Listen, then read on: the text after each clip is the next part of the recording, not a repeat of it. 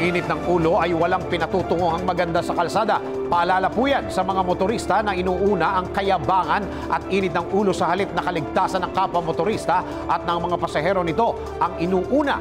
At sa video na tampok natin ngayon, paalala, huwag po ninyong tutularan kung ayaw ninyong maaksidente o maging dahilan ng aksidente. Narito, panoorin mabuti ang report ni RH44 Viendacles.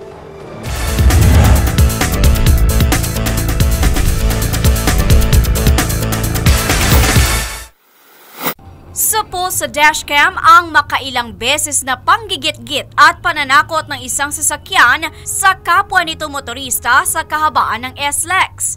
Ayon sa nag-upload at kumuha ng video na kinilalang si John Castro, kakana na sana siya sa lane patungo sa direksyon kung saan siya mag-i-exit.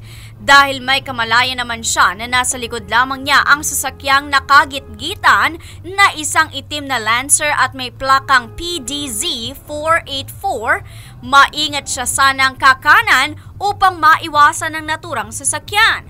Ngunit bago pa man niya ito nagawa, bigla-bigla ay humarurot ang Lancer at kinat si Castro. Hindi pa nakontento, makailang beses na biglang nag-hard brake ang Lancer na tila ba nag-aanyaya ng isang aksidente at nanggigit-git pa na tila nananakot kay Castro.